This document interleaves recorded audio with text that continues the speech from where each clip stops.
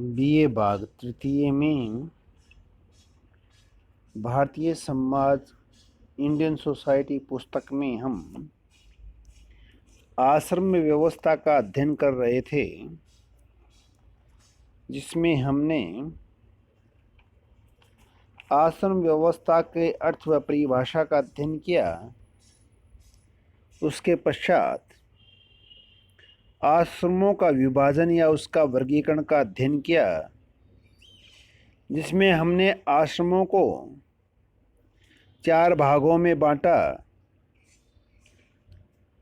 ब्रह्मचर्य आश्रम, जिसकी उम्र 25 वर्ष तक मानी गई है। उसके पश्चात गृहस्थ आश्रम, जिसका आयु काल 25 से 50 माना गया है। उसके पश्चात वानप्रस्थ आश्रम, जिसकी आयु 50 से 75 वर्ष मानी गई है, तथा अंतिम आश्रम संन्यास आश्रम, जो कि 75 वर्ष से लेकर मृत्यु पर्यंत तक मानी गई है। आज हम आश्रम व्यवस्था का समाजशास्त्रीय महत्व का अध्ययन करेंगे। देखिए, भारतीय समाज में आश्रम व्यवस्था समाजीकरण का प्रमुख आधार रही है। इस व्यवस्था का संपूर्ण महत्व इस तथ्य पर आधारित है कि संगठित नहीं किया जा सकता। आश्रम व्यवस्था ने व्यक्ति और समूह के जीवन में जो महत्वपूर्ण योगदान दिया है, उसका विवेचन हम निम्न प्रकार से कर सकते हैं। इसका पहला समाजशास्त्रीय महत्व है जीवन का समुचित विकास करना। यह एक निर्विवाद सत्य है कि आंतरिक और बाह्य रूप से आयु व्यतीत होने के साथ ही व्यक्ति की कार्य क्षमता, दृष्टिकोण, अनुभवों और मानसिक प्रवृत्तियों में सदैव परिवर्तन होता रहता है। इस आधार पर संपूर्ण जीवन को बाल्यावस्था, युवावस्था, प्रौढ़ावस्था तथा वृद्धावस्था जैसे 4 खंडों में विभाजित किया जा सकता है। बाल्यावस्था में बच्चे में एक अपूर्व शक्ति निहित होती है, लेकिन उस पर अनुभव नहीं होते। युवावस्था में शक्ति और उत्साह होता है, लेकिन रचनात्मक ज्ञान की कमी होती है। प्रौढ़ावस्था में शक्ति का ह्रास होने लगता है, लेकिन अनुभव, अंतर्दृष्टि में विकास होता है। वृद्धावस्था में शरीर बिल्कुल जर्जर हो जाता है, लेकिन ज्ञान का भंडार व्यक्ति ही जीवन को 4 आश्रमों में विभाजित करके व्यक्ति के धर्म इस प्रकार निर्धारित किए गए, जिससे वह अपनी आयु संबंधित विशेषताओं के अनुसार ही जीवन के विभिन्न दायित्वों को पूरा कर सके। इस प्रकार जीवन का समुचित विकास करने में आश्रम व्यवस्था ने महत्वपूर्ण योगदान दिया है। आश्रम व्यवस्था का दूसरा महत्व है कि यह सामान्य कल्याण को प्रोत्साहन देता है। देखिए, संसार के भौतिकवादी समाज भी अब इस तथ्य को स्वीकार करने लगे हैं कि सामान्य कल्याण को प्रोत्साहन दिए बिना समाज को सुरक्षित रखा जा सकता। सोरोकोन जैसे प्रमुख पश्चिमी विचारकों ने भी अपनी मृत्यु के कुछ वर्ष पहले से आध्यात्मिक पुनर्निर्माण बात करना आरंभ कर दी। आश्रम व्यवस्था में व्यक्तिवादिता के दोषों को समाप्त करने के लिए ही विभिन्न आश्रमों के धर्म इस प्रकार निर्धारित किए गए, जिससे सामान्य कल्याण की भावना को अधिकाधिक प्रोत्साहन मिल सके। सभी आश्रमों के द्वारा समाज के विभिन्न अंगों को एक दूसरे से इस प्रकार संबद्ध कर दिया गया कि किसी भी एक के योगदान के बिना न तो व्यक्तित्व का विकास हो सकता है और न मोक्ष प्राप्ति की संभावना की जा सकती है। ऐसे ही प्रयत्नों के कारण भारतीय संस्कृति को विभिन्नता में भी एकता का आदर्श प्रस्तुत करने में अग्रणीय माना जाता रहा है। आश्रम व्यवस्था का अगला महत्व है मानसिक स्थिरता में सहायक। आश्रम व्यवस्था में व्यक्ति तथा समाज को अनेक संघर्षों से बचाकर मानसिक स्थिरता की वृद्धि में अपूर्व योगदान दिया है। व्यक्ति को यदि अपने सभी दायित्वों की रूपरेखा स्वयं ही तैयार करना पड़े, तब इससे संघर्षों में तो वृद्धि होती ही है, साथ ही जीवन का अधिकांश भाग परीक्षण में ही व्यतीत हो जाने की संभावना हो जाती है। आश्रम व्यवस्था के द्वारा प्रत्येक व्यक्ति पूर्व निर्धारित कर्तव्यों के अनुसार जीवन व्यतीत करता है और इस प्रकार उसे समाज में अपने हित में वृद्धि करने के लिए पर्याप्त अतिरिक्त समय मिल जाता है।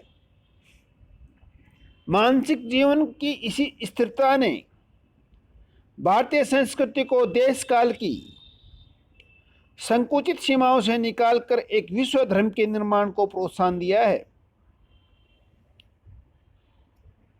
आश्रम व्यवस्था का अगला महत्व है व्यक्ति और समूह की पारस्परिकता।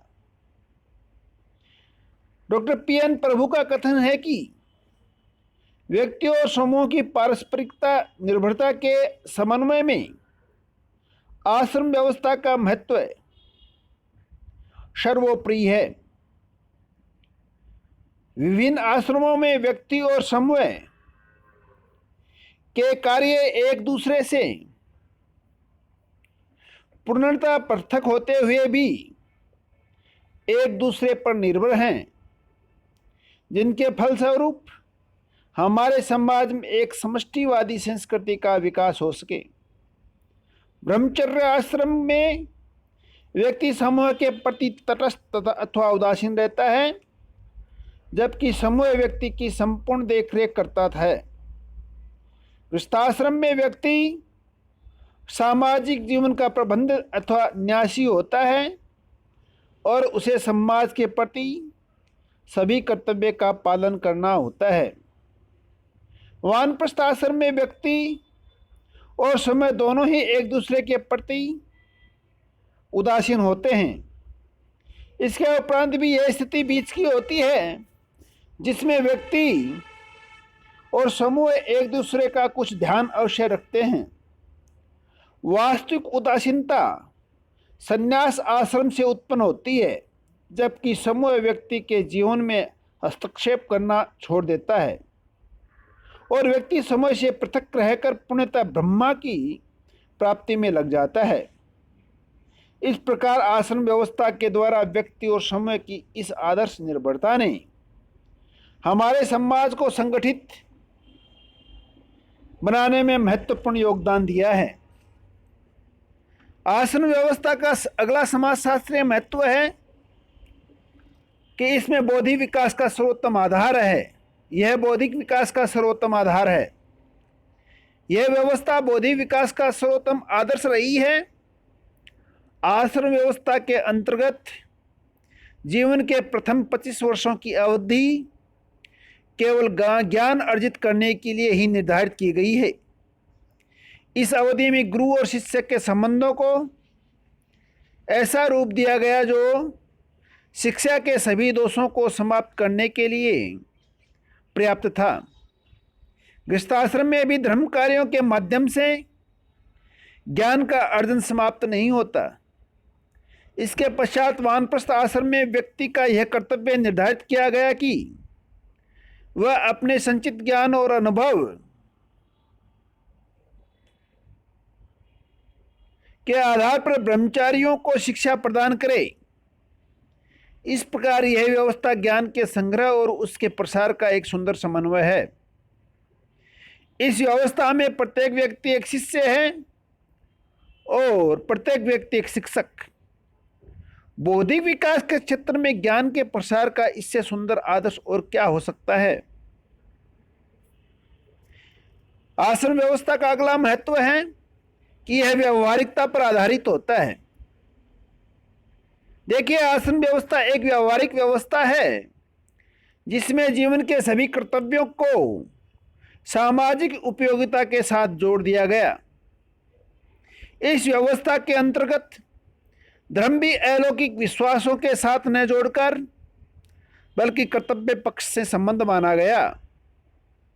आर्थिक क्रियाओं को करने में व्यक्ति को अनियंत्रित छूट नहीं दी गई, बल्कि अर्थ को मोक्ष प्राप्त का एक साधन मानकर इसे सामाजिक कल्याण का आधार माना गया है। इसके साथ ही आर्थिक क्रियाओं के महत्व को